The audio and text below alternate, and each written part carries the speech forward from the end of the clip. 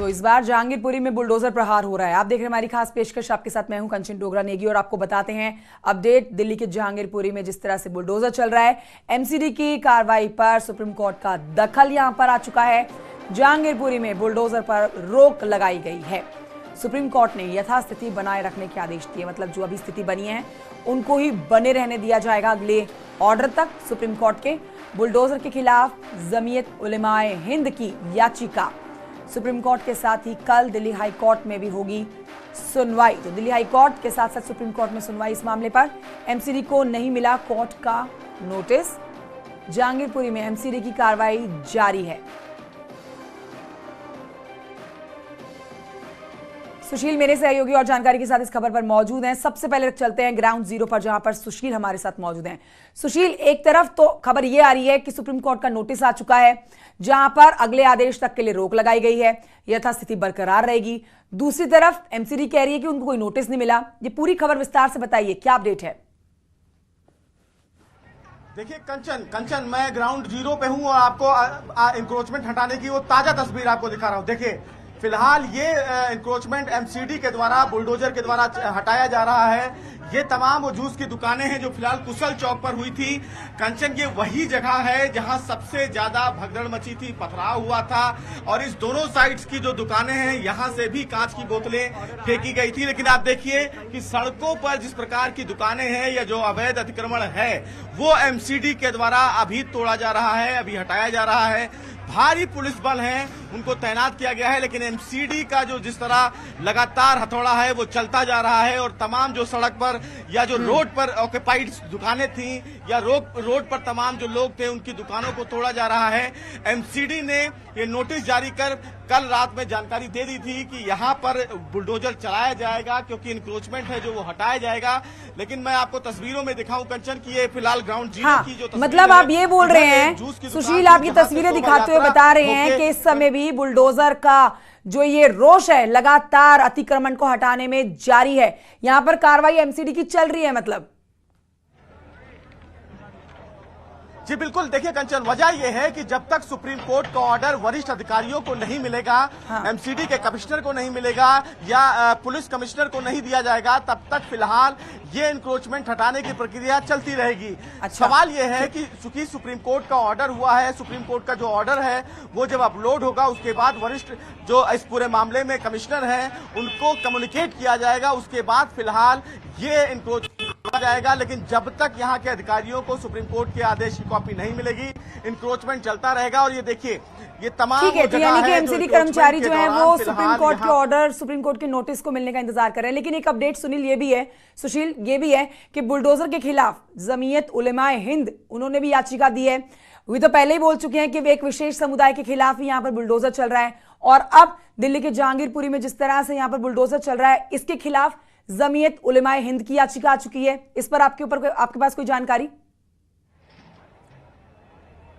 जी देखिए, जमीयत उलेमा हिंद की जो फिलहाल पिटीशन है वो उनकी पिटीशन है उत्तर प्रदेश, मध्य प्रदेश और गुजरात में जिस प्रकार से एक विशेष समुदाय पर बुलडोजर के द्वारा कार्रवाई की जा रही है वो फिलहाल गलत है। उस पर सुप्रीम कोर्ट इंटरवीन करे। हालांकि उन्होंने अपनी याचिका में साफ तौर से आर्टिकल 14, आर्टिकल 22, आर्टिकल 26 का हवाला देते हुए ये कहा है कि संविधान में तमाम लोगों को यह अधिकार मिला है और बिना कोर्ट के आदेश के किसी भी आरोपी पर बुलडोजर न चलाया जाए। बावजूद उसके फिलहाल सुप्रीम कोर्ट में ही एक वकील हैं, उन्होंने सुप्रीम। ठीक है सुशील, इस पर तो हमारे साथ जो मेहमान जुड़ेंगे उनसे हम बात करेंगे, लेकिन मैं आपसे तस्वीरें देखना चाहूंगी। आप एक बार कैमरामैन को बोल के पूरी तस्वीरें दिखाइए क्योंकि बुलडोजर यहां पर अपना काम कर रहा है और इन तस्वीरों में साफ देखा जा सकता है कि यहां पर आज और कल 2 दिन होने वाली कार्रवाई अब तक तो नहीं रुकी है जिस पर सुप्रीम कोर्ट ने नोटिस देने की बात कही है। तो कितना काम हो चुका है, कितना अतिक्रमण हटाया गया है अब तक? पर दिखाएं। देखिए कंचन, ये तमाम जो तस्वीरें हैं वो आप देख रही हैं, ये सी ब्लॉक का इलाका है जहां पर लगातार इंक्रोचमेंट हटाया जा रहा है। ये फिलहाल बीच सड़क पर एक जूस की दुकान थी जो फिलहाल तोड़ी जा रही है। चूंकि यही कुशल चौक का वो इलाका है कंचन जहां पर भगदड़ जब मची थी तो बोतलें जो है कांच की वो फेंकी गई थी। लेकिन आप देखिए एमसीडी का जो बुलडोजर है वो लगातार यहाँ पर चल रहा है। कार्रवाई जो है एमसीडी की वो लगातार जारी है। संबंधित जो अधिकारी हैं वो मौके पे हैं, पुलिस अधिकारी मौके पे हैं और जो फिलहाल डेमोन्स्ट्रेशन ड्राइव है वो उसको चलाया जा रहा है ताकि यहाँ से तमाम जो अतिक्रमण है उसको फिलहाल हटाया जाए। चूंकि मैं लौटूंगी आपके पास। हमारा काम है और वो हम कर रहे हैं कि कानून व्यवस्था बरकरार रहे। ठीक है सर, सुप्रीम कोर्ट के इशू पे क्या कहना है? कोर्ट का आदेश वगैरह लगाई मिला है क्या सर ये इंक्रोचमेंट हटाने? देखिए, हम हर काम कानूनी करते हैं और इस मसले में चूंकि सिविक एजेंसी का एफर्ट है तो सिविक एजेंसी जैसा कहेगी वैसा हम करेंगे। Thank you. आदेश मिला है क्या? आदेश अभी हम लोग यहाँ पर मौजूद हैं। We are in the midst of the process.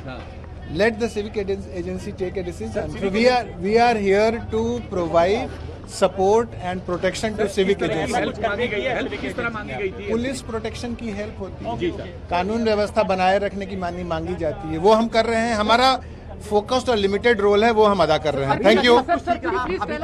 Protection में सुरक्षा व्यवस्था में कहीं कोई ढील है, कहीं आपने देखा हो सब कुछ ठीक क्या रहा है? सुरक्षा व्यवस्था पुख्ता है और उसी के लिए हम सब यहाँ पर हैं, उसको हम मेंटेन करते रखें। सिचुएशन ये जो चल रहा है अभी बंद हो गया, ये सब बंद हो जाए। तो क्या कुछ कितनी दुकानों को आपने तोड़ा, कुछ आपके पास अगर अभी तो कोई भी ऐसे एक्शन नहीं लिया गया। अभी तो हमने खाली कबाड़ था, वो कबाड़ को हमने दूर किया। दुकान तोड़ी जा रही है? ये दुकान नहीं तोड़ दे, जो इलीगल जो आगे बढ़ा हुआ उसको हटाया। वही लीगल अगर आप उसे कहें, लेकिन दुकान है वो जो बना हुआ है, किसी भी प्रॉपर्टी को हमने हाथ नहीं लगाया। दुकान सामने तोड़ी जा रही है, प्रॉपर्टी नहीं, मैं आपको यही कह रहा हूँ, जो भी इलीगल कंस्ट्रक्शन है वो हटेगी लीगल प्रॉपर्टी होती और जो लीगल प्रॉपर्टी है किसी को कोई भी टच नहीं करेगा। है। कोर्ट की तरफ से भी कहा गया कि पहले से शायद इनको, जैसे ये लोग अपनी शिकायत कर रहे हैं कि हमें इंटीमेट नहीं किया गया था, सबको इंटीमेशन कर रखा है। दुकानदार वहाँ बैठकर जेसीबी के सामने रो रहे थे कि हमें कोई सूचना नहीं थी, हमारे सामान एक जगह बर्बाद हो गए। नहीं, ऐसा कुछ भी नहीं है। हर आदमी को सूचित किया गया था, वो कोई भी। और इस समय हमारे साथ इस्लामिक स्कॉलर सूफिया निज़ामी साहब जुड़ गए, उनसे बात कर लेते हैं। निज़ामी साहब, स्वागत है आपका न्यूज़ 18 पर। सर, दिल्ली में जो ये बुलडोज़र चल रहा है, साफ साफ चीज़ें समझ आ रही हैं कि इलीगल प्रॉपर्टी हटेगी, legal property as it is रहेगी। तो यहाँ पर जमीयत उलेमाए हिंद की नाराज़गी क्या है? याचिका दाखिल की गई है उनकी तरफ से। नहीं, देखिए, असल में ऐसा है कि मुझे यकीन है कि ये बुलडोजर सिर्फ और सिर्फ मुसलमानों की बस्तियों पर चल रहा होगा और जितने भी लीगल कंस्ट्रक्शन है या अवैध, सर, ऐसा क्यों लगता है आपको? पहले भी आपकी तरफ से इस्लामिक ये कहा गया कि ये सिर्फ एक विशेष समुदाय। नहीं, आप जरा तो बता दीजिए मुझे कहीं और बुलडोजर क्या बात कर रहे हैं सर? उत्तर प्रदेश में कितनी ज्यादा अवैध प्रॉपर्टियों के ऊपर बुलडोजर चला, यहाँ पर तो एक समुदाय बीच में आना ही नहीं चाहिए सर। नहीं, मैं ये एक बात ये आपसे अर्ज कर रहा हूँ सिर्फ कि आप ये बताएं कि दिल्ली में जो बुलडोजर चल रहा है वो किसकी प्रॉपर्टी पे चल रहा है? सर, आप कैसे गारंटी से बोल सकते हैं कि यहाँ पर सिर्फ मुस्लिम ही रहते हैं? नहीं, मैं बिल्कुल गारंटी से बोल सकता हूँ, क्योंकि आपने जो एक पैमाना बना दिया है कि जो मुसलमान करे वो अवैध। आप ये बताइए कि जो शोभा यात्रा निकली, क्या वो परमिटेड थी पहले से? सर, शोभा यात्रा एक बिल्कुल दूसरा विषय है। शोभा यात्रा में जाएंगे सर तो उसके सबूत भी पुलिस के पास है। नहीं, एक मिनट, मुझे ये बताइए कि ये जितनी भी कानूनी प्रक्रिया जिसको आप बता रहे हैं अवैध है, ये क्या एमसीडी को पहले नजर नहीं आई थी दंगे से पहले? सर, प्रूफ तो आपके पास भी नहीं, आप कह रहे हैं आई एम श्योर, आप तो आई एम श्योर बोल रहे हैं इस चीज को। आप एमसीडी को इससे पहले नहीं पता था कि वहां पर अवैध निर्माण है, या ये अवैध निर्माण 2 दिन पहले हुआ है, इससे पहले नहीं हुआ है? देखिए, ये तमाम चीजें आप किसी और को जाके ये तमाम चीजें बताइए, ये सीधी सीधी एक तुष्टीकरण की राजनीति है और सिर्फ किसी भी चीज के खिलाफ अगर आप जाएंगे तो सिर्फ अवैध निर्माण सिर्फ मुसलमानों के नजर आते हैं। अगर आपको वाकई में कानून पे भरोसा है तो आप जो लोग तलवारें लहरा रहे थे, जो लोग पिस्टल लेके चल रहे थे, जिन्होंने यात्रा की इजाजत नहीं दी, उन पर कोई कार्रवाई करी आपने? कोई कार्रवाई हुई? 14 मुसलमानों को गिरफ्तार किया गया। सर, हिंदू मुस्लिम एंगल तो इसमें है ही नहीं। मैडम, हिंदू मुस्लिम एंगल है, सीधा सीधा हिंदू मुस्लिम एंगल है। आप यहाँ पर बैठकर ये बहुत आसानी से कह सकती हैं, लेकिन इसको कोई कबूल नहीं करेगा। अच्छा, ठीक है, आप ये बताइए जमीयत उलेमाए हिंद की मांग क्या है? आप तो आई एम श्योर कह रहे हैं। एक कानूनी प्रक्रिया है, कोर्ट का एक तरीका है, कोर्ट जिसको जस्टिफाई करेगा, कोर्ट जिसको नाजायज करार देगा, उस पर आपको इजाजत है। ये कौन सी बात? ठीक है सर, आप रुकिए, मैं आपसे बात करूंगी। राकेश त्रिपाठी हमारे साथ मौजूद है बीजेपी से, उनसे बात कर लेते हैं। राकेश जी, हम यहाँ पर बात कर रहे हैं, सर कह रहे हैं, हमें सूफिया निजामी जी हैं जो कह रहे हैं कि सीधे तौर पर मुसलमानों के ऊपर कार्रवाई हो रही है, हिंदू मुस्लिम एंगल बीच में यहाँ पर आ रहा है। दुर्भाग्यपूर्ण है कि जब इस प्रकार की आपराधिक घटनाएं होती हैं, कोई अराजकता मचाने की कोशिश करता है, तब उसका मजहब नहीं देखते, लेकिन जैसे ही कार्रवाई होना प्रारंभ होती है तुरंत मजहब दिखाई पड़ता है। स्पष्ट तौर पर कह रहा हूं कि जिसने भी कानून को हाथ में लिया है, कानून को का मखौट उड़ाने की कोशिश की है। सर, एक सवाल था, उन्होंने कहा, निजामी साहब कह रहे थे कि 2 दिन तक तो एमसीडी का इस तरह से बुलडोजर चलाने का कुछ अता पता नहीं था, शोभा यात्रा निकली, उसके बाद से अचानक से बुलडोजर यहाँ पर आ धमका। इस पर आपकी क्या स्टेटमेंट है?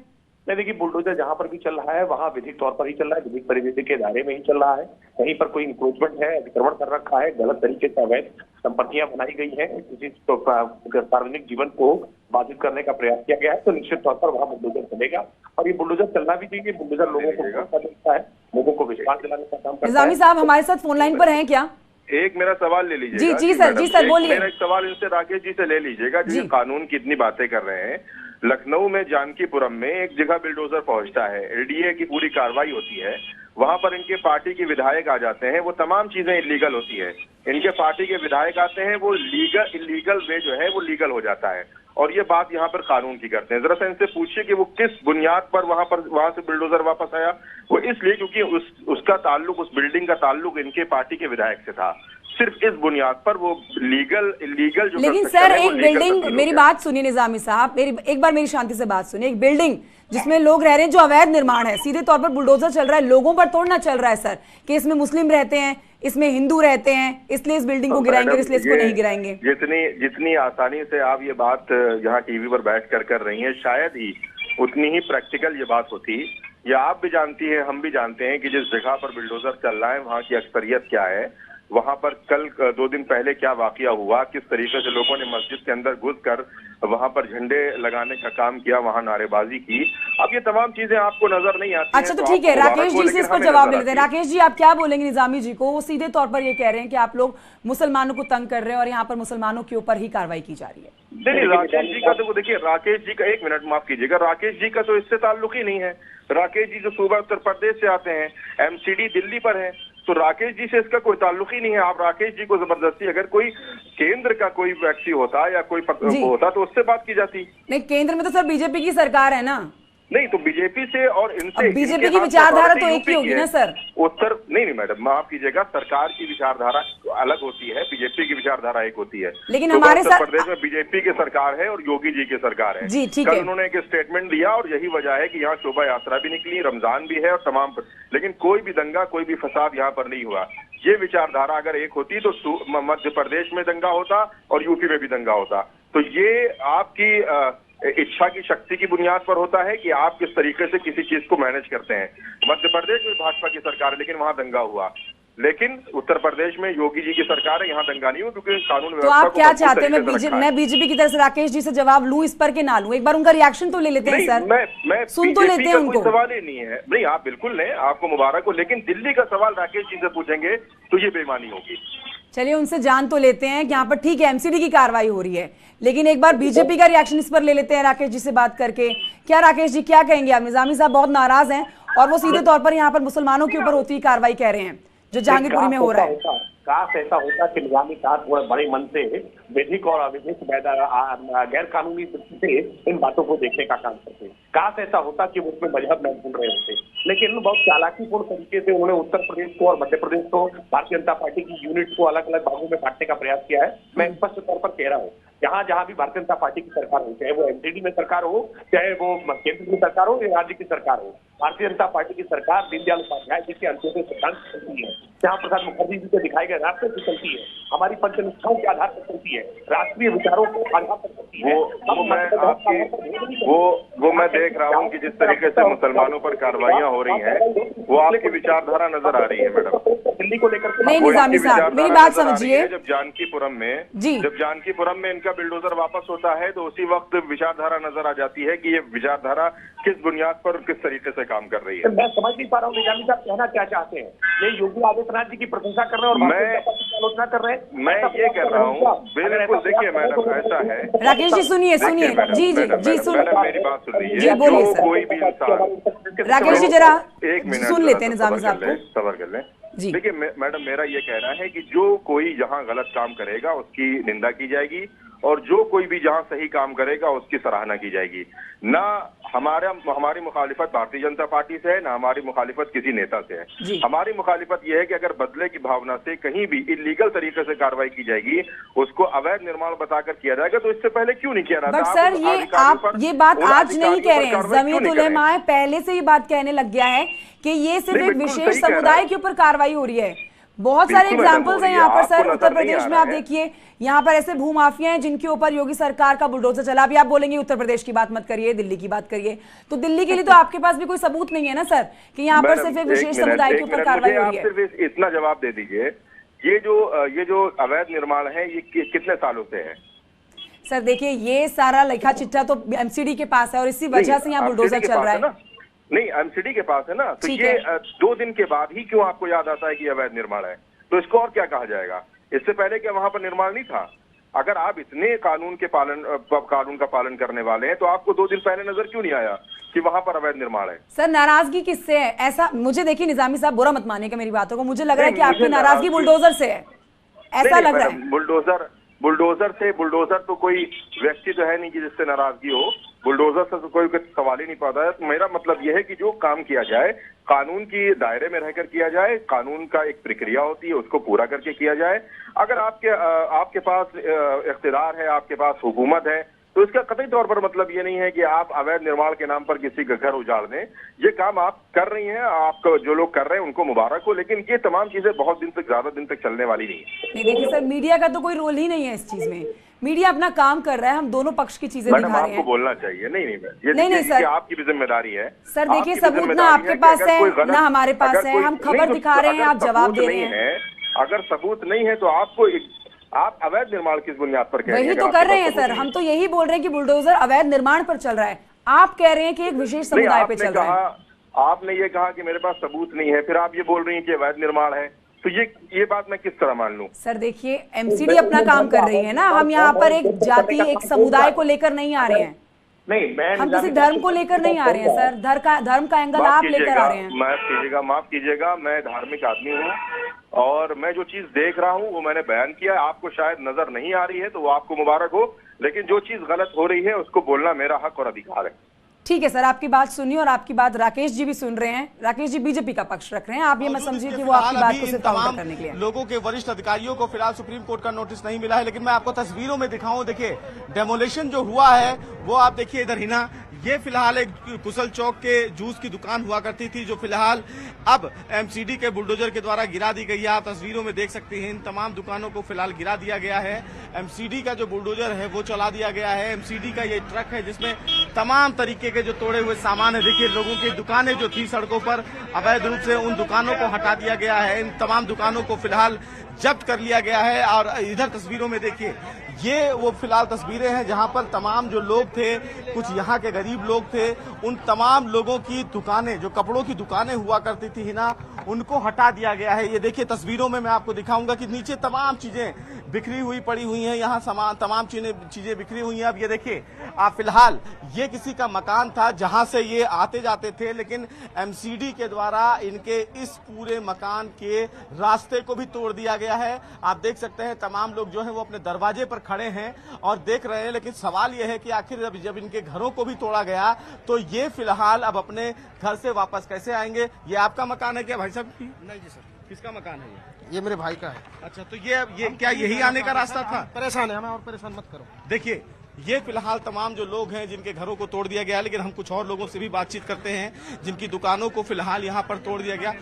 सर आपकी दुकान तोड़ दी गई, आप बड़े समय से परेशान थे, कितना नुकसान हुआ होगा? लगभग 50-60 हजार मेरा नुकसान। 50-60 हजार।